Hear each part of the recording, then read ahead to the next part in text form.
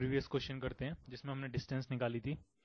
अब इसी क्वेश्चन में डिस्प्लेसमेंट निकालते हैं। तो सबसे पहले इसमें क्या था, पार्टिकल ओरिजिन से स्टार्ट करता है चलना और पार्टिकल 15,0 तक मूव करता है ऑन पॉजिटिव एक्स एक्सिस। ठीक है, यहाँ से लेकर यहाँ तक मूव करता है और उसके बाद वो स्ट्रेट मूव करता है 15,0 से 25,10 तक। ठीक है, तो इसमें अब हम इसमें क्या निकालेंगे, अब इसमें डिस्प्लेसमेंट निकालेंगे कि डिस्प्लेसमेंट कितना होगा। ठीक है, तो ये इसका इनिशियल पॉइंट है ओरिजिन और ये इसका फाइनल पॉइंट है। ठीक है, तो इनिशियल पॉइंट से फाइनल पॉइंट को मिलाने वाला जो वेक्टर होता है वही डिस्प्लेसमेंट वेक्टर होता है। तो ये मैंने मिलाया, तो ये जो पिंक कलर का वेक्टर बना है यही क्या है, आपका डिस्प्लेसमेंट वेक्टर है। इसकी डायरेक्शन इनिशियल पॉइंट से फाइनल पॉइंट की तरफ। ठीक है, तो इस वेक्टर, ये जो डिस्प्लेसमेंट अगर पूछेगा कोई इसमें डिस्प्लेसमेंट क्या है, तो जो ओ ए वेक्टर है, ठीक है, वही क्या है आपका डिस्प्लेसमेंट वेक्टर।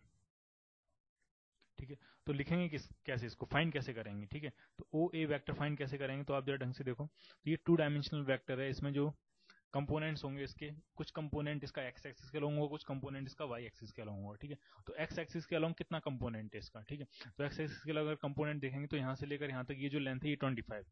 ठीक है, तो 25 यूनिट का कंपोनेंट एक्स एक्सिस के अलोंग है। और अगर यहाँ से वाई एक्सिस के अलोंग कंपोनेंट देखेंगे तो यहाँ से परपेंडिकुलर ड्रॉप करेंगे ऐसे, और जो वाई एक्सिस के अलोंग कंपोनेंट है वो 10 यूनिट का है। ठीक है, तो इस वेक्टर को कुछ ऐसे लिखेंगे 25, ये कंपोनेंट है एक्स एक्सिस के अलोंग। तो अगर इसको वेक्टर फॉर्म में लिखना हो तो एक्स एक्सिस के अलोंग जो यूनिट वेक्टर होता है उसको हम कहते हैं आई कैप। ये हो जाएगा 25 आई कैप प्लस वाई एक्सिस के अलोंग वेक्टर की लेंथ कितनी है, तो वो 10 यूनिट्स। तो वाई एक्सिस के अलोंग है तो उसको क्या लिखेंगे 10 जे कैप। ठीक है, तो ये डिस्प्लेसमेंट वेक्टर हो जाएगा आपका 25 आई कैप प्लस 10 जे कैप। अगर कुछ कंपोनेंट इसका जेड की तरफ भी होता तो इसमें समथिंग के कैप आ जाता। ठीक है, मैग्नीट्यूड कैसे फाइंड करेंगे डिस्प्लेसमेंट का, ये डिस्प्लेसमेंट वेक्टर है। ठीक है, मैग्नीट्यूड, तो मैग्नीट्यूड ऑफ डिस्प्लेसमेंट वेक्टर, तो उसको या तो आप ऐसे बना के लिख दो, ये मैग्नीट्यूड ऑफ डिस्प्लेसमेंट वेक्टर है, या फिर सिंपली ओ ए लिख दो। ठीक है, तो ये कितना हो जाएगा, तो किसी भी वेक्टर का मैग्नीट्यूड कैसे निकालते हैं, under root of x component का स्क्वायर प्लस वाई कंपोनेंट का स्क्वायर प्लस जेड कंपोनेंट का स्क्वायर। अब सिंस इसमें जेड कंपोनेंट 0 तो सिंपली हो जाएगा एक्स कंपोनेंट का स्क्वायर प्लस वाई कंपोनेंट का स्क्वायर, यानी 25 का स्क्वायर प्लस 10 का स्क्वायर। ठीक है, तो ये आ जाएगा आपका अंडर रूट 25 का स्क्वायर होता है 625 और 10 का स्क्वायर 100। तो ये मिल गया आपको magnitude of displacement vector under root 725। Clear, ये डिस्प्लेसमेंट वेक्टर है, ये डिस्प्लेसमेंट। ठीक है, ये डिस्प्लेसमेंट वेक्टर का क्या है, मैग्नीट्यूड। क्लियर, ठीक है, एग्जाम्पल करते हैं। एस वर्मा काइनेमेटिक्स एक्सरसाइज का फर्स्ट क्वेश्चन है ये। A man has to go 50 metre due north, 40 metre due east and 20 metre due south to reach a field. ठीक है, एक पर्सन मूव करता है, तो मान लिया ये इसका होम है और होम से इसको कहीं फील्ड तक पहुंचना है। ठीक है, तो कैसे कैसे मूव करता है, सबसे पहले 50 मीटर ड्यू नॉर्थ, तो ये नॉर्थ डायरेक्शन मैंने बनाई हुई है, तो यहाँ से कितना मूव करेगा ये 50 metres. Then 40 metre due east, तो इस डायरेक्शन में ये 40 मीटर्स है। और उसके बाद 20 मीटर्स ड्यू साउथ, साउथ मतलब नॉर्थ के अपोजिट डायरेक्शन, तो ये कितना मूव करके आया 20 मीटर्स। ठीक है, पूछा गया what distance he has to walk to reach the field, कितनी डिस्टेंस ट्रेवल करेगा वो, डिस्टेंस कितनी हो जाएगी 50 प्लस 40 प्लस 20, जो भी टोटल पाथ लेंथ है वो डिस्टेंस होती है। तो 50 पहले मूव किया 50 metres, then 40 metres, then 20 metres, तो ये हो जाएगा टोटल डिस्टेंस हो जाएगी इसकी 110 मीटर्स। ठीक है, उसके बाद पूछा गया what is his displacement from his house to the field, तो ये इसका हाउस है, ये फील्ड है, तो डिस्प्लेसमेंट वेक्टर क्या होता है, तो इनिशियल से फाइनल पोजीशन को मिलाने वाला ये जो वेक्टर होता है इसी को हम डिस्प्लेसमेंट वेक्टर कहते हैं। ठीक है, तो आपसे पूछा गया इसका मैग्नीट्यूड बेसिकली। ठीक है, तो इसका मैग्नीट्यूड कितना होगा, तो अगर हम यहाँ से परपेंडिकुलर ड्रॉप करें, जैसे कि मैंने यहाँ से यहाँ परपेंडिकुलर ड्रॉप किया हुआ, तो ये जो परपेंडिकुलर ड्रॉप यहाँ किया है, ठीक है, तो ये टोटल लेंथ है 50। ठीक है, ये टोटल लेंथ कितनी है आपकी 50, और ये लेंथ कितनी है 20, तो ये रिमेनिंग लेंथ कितनी हो जाएगी 30 मीटर्स, तो वो मैंने यहाँ पे लिखा हुआ है 30 मीटर्स। ठीक है, और ये लेंथ कितनी है 40, ये 30 ये 40, तो ये डेफिनेटली कितनी हो जाएगी 50 मीटर्स। ठीक है, राइट एंगल ट्राइंगल है, हाइपोटेन्यूज फाइंड करना है आपको, तो बेस का स्क्वायर प्लस परपेंडिकुलर का स्क्वायर, 30 का स्क्वायर 900, 40 का स्क्वायर 1600, तो ये 2500 बन जाएगा, और उसका अंडर रूट लेंगे तो ये कितनी आ जाएगी 50 मीटर्स। क्लियर, एक और एग्जाम्पल करते हैं। ठीक है, ये H C Verma exercise kinematics का सेकंड क्वेश्चन है।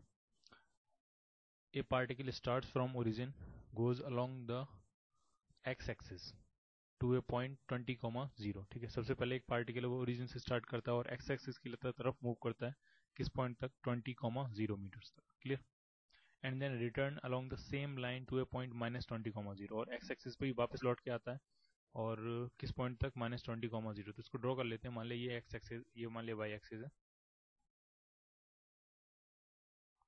और ये मान लिया आपकी एक्स एक्सिस है। ठीक है,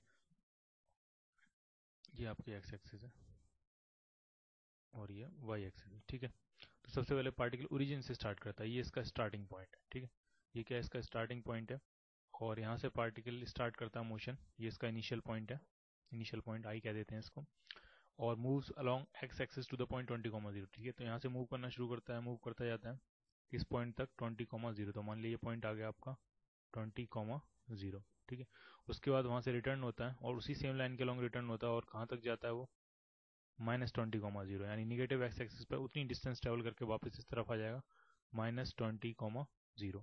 ठीक है, और ये क्या है, इसका फाइनल पॉइंट।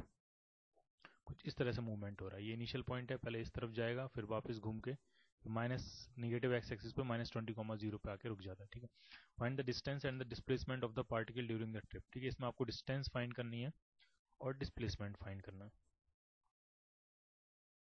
क्लियर, तो एक बार खुद से ट्राई कर लो, आसानी है ये, वीडियो पॉज करके।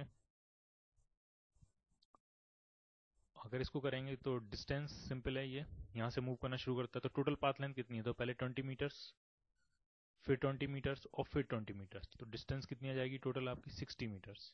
ठीक है, और कोई पूछेगा फाइंड द डिस्प्लेसमेंट, तो डिस्प्लेसमेंट होता है इनिशियल पॉइंट से फाइनल पॉइंट को मिलाने वाला पोजीशन वेक्टर। तो ये जो लेंथ होगी, ये जो वेक्टर होगा इनिशियल पॉइंट से फाइनल पॉइंट को मिलाने वाला, ये जो वेक्टर होगा ये आपका डिस्प्लेसमेंट वेक्टर हो जाएगा। ये जो वेक्टर होगा ये क्या हो जाएगा आपका डिस्प्लेसमेंट वेक्टर। ये इनिशियल पॉइंट है, ये फाइनल पॉइंट है, ये क्या हो जाएगा आपका डिस्प्लेसमेंट वेक्टर। तो एग्जैक्ट डिस्प्लेसमेंट लिखना है अगर आपको, डिस्प्लेसमेंट एक वेक्टर क्वांटिटी है, तो ये वेक्टर है नेगेटिव एक्स की तरफ और कितने लेंथ का वेक्टर है, 20 मीटर्स का वेक्टर है ये, इसको लिखेंगे हम 20 और नेगेटिव एक्स की तरफ है तो माइनस आई कैप वेक्टर। ठीक है, तो हो जाएगा -20 आई कैप। अगर कोई पूछेगा कि डिस्प्लेसमेंट का मैग्नीट्यूड कितना है, तो जो डिस्प्लेसमेंट का मैग्नीट्यूड हो जाएगा वो हो जाएगा सिंपली 20 मीटर्स। ठीक है, क्लियर। एक होमवर्क करते हैं, और इस क्वेश्चन में ये एक्स एक्सिस है, ये वाई एक्सिस है और एक सर्किल है ये, और ये सर्किल वाई एक्सिस को ओरिजिन पे टच करता है और इसका सेंटर दिया है a,0। ठीक है, तो इस क्वेश्चन में क्या है कि एक पार्टिकल है वो मूव करता है, पॉइंट ओ से मूव करना स्टार्ट करता है और ये मूव करता जाता है कहाँ तक, पॉइंट पी तक। ठीक है, पॉइंट पी कुछ ऐसे है ताकि ये एक्स एक्सिस के साथ ये जो लाइन है सेंटर आने वाली लाइन, ये एक्स एक्सिस के साथ कितना एंगल बनाती है, एंगल थीटा। ठीक है, तो इस क्वेश्चन में आपको क्या फाइंड करना है, आपको फाइंड करनी डिस्टेंस। ठीक है, ओ से लेकर पी तक का जो पाथ लेंथ है ये डिस्टेंस आपको फाइंड करना है। ठीक है, तो सबसे पहले क्या फाइंड करनी है आपको, डिस्टेंस। ठीक है, और सेकंड क्या फाइंड करना है इस क्वेश्चन में, इस ये जो मूवमेंट है इसका डिस्प्लेसमेंट वेक्टर फाइंड करना है। Displacement vector, vector quantity x cap i cap j cap में होगी, तो आपको क्या फाइंड करना है, डिस्प्लेसमेंट वेक्टर। क्लियर।